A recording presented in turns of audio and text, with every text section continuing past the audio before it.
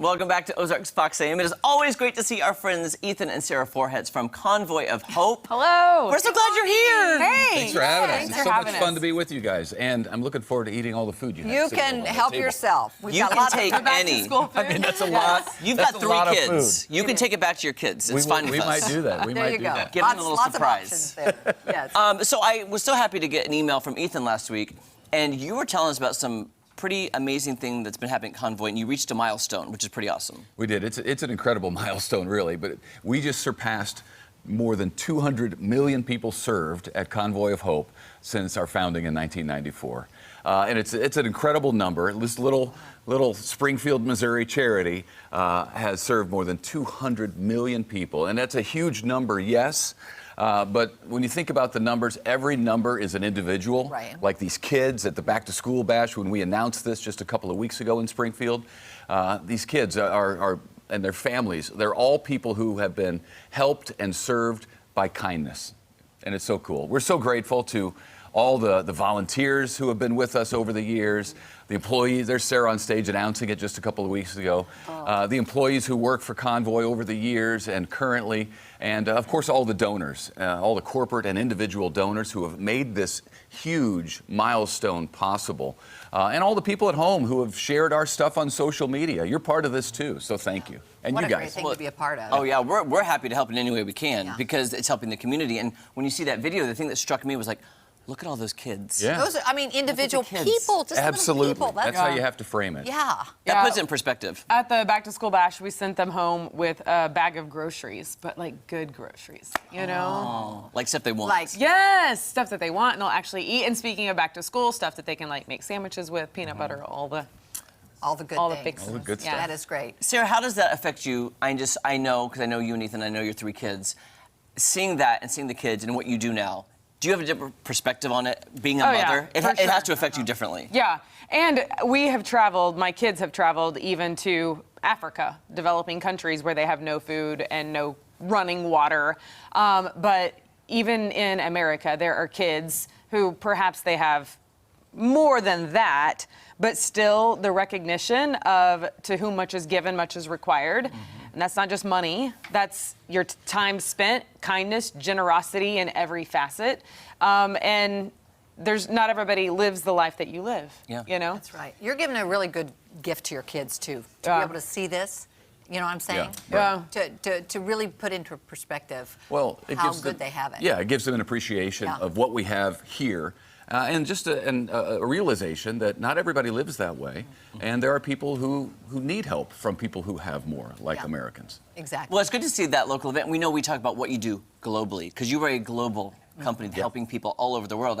Every time I talk to you, you're going someplace or helping someplace. Right. So it's good to see what, a lot of people here, because they know you, they want to help locally. Yes. So it's fun to see that event helping even local kids for back to school. Yeah, and I've been at events where Convoy was giving away shoes and socks and not, things other than food, specifically for back to school, which is also really cool. Right. Because, I feel like, hey, we make great money, honestly, by most people's standards, but then you go back to school shopping, and you're like, $1,000 later, you know what I mean? Wow. It's so expensive because Yeah. you're buying everything all at once. Is there anything you guys specifically need right now?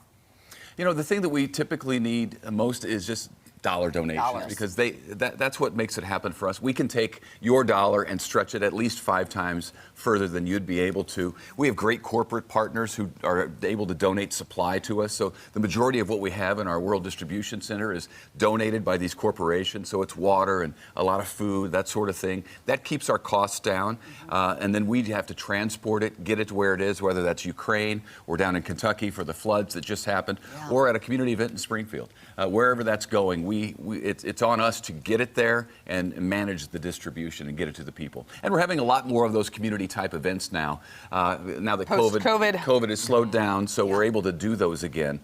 So we're going to communities all across the country and doing events just like the one we did in Springfield a couple of weeks ago. And there's a growing need in this country. Inflation is through the roof. Crazy. A 40-year high. Sarah was just talking about the price of everything is higher. So people are hurting in this country. They need more help, and Convoy wants to be there for that. Oh, that's Yeah, amazing. I'm thinking about Sarah, too, speaking of globally, what is Convoy doing now globally? What are the issues facing Convoy at the moment? I know you mentioned Ukraine. Yeah, we're still in Ukraine. I mean, the three major things we do is children's feeding programs, which is connected to a school or a church. So they're not only getting fed for the day, but they're getting an education at the same time, which is critical in pulling people out of poverty.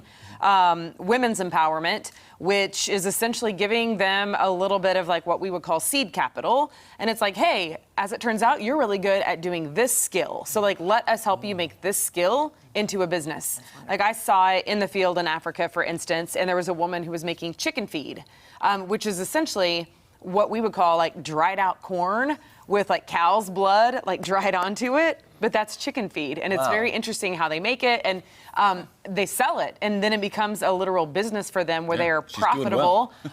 Yeah, very well. Like profitable for the first time in their life, you know, which is amazing because then they're feeding their own kids. Right. As opposed to Convoy feeding their kids. You know, they're feeding their own kids, which is a whole different level of like just self-esteem and pride and like good Exactly. pride, you know. And then Agriculture, where we teach farmers how to farm their indigenous land, which this guy could teach people a thing or two. I'll go with you next time. I'm telling you. I'll go with you. listen, You should. It's funny because I used to be like, well, how can they not figure out how to farm their land? Like, how can people not just like inherently figure out? And then I tried to have a garden.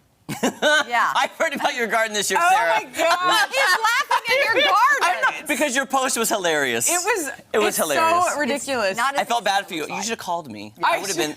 I need Sarah, help. you know. Jeremy. The post on Facebook. with a Education picture- is important. a It picture is, of as our you garden. know, yes. Right? Education is key. So- There you go. completely Either- dried out, nothing growing, and then a picture of the middle of the yard is a zucchini plant just growing. Can Yes. but in your defense, this was a tough year. It is a okay, tough it's a It tough was. year. If you want to see Sarah's garden and the random zucchini plants, go to her Facebook page because it's Or great. if you want to see Jeremy's garden and how it is still thriving even in drought. My go to front his porch has Facebook turned out really well so far. Thank you guys Good so to see much. you guys, and Good help to see you yourselves guys. to the Thank you. to the sweet treats. Thank you. Okay. Thank you. All right, we're going to Buffalo Run Casino when we come back. We'll be right back. You know what's so funny? I didn't do a vegetable garden yet, but my plants on my front porch, They look doing great. Yeah,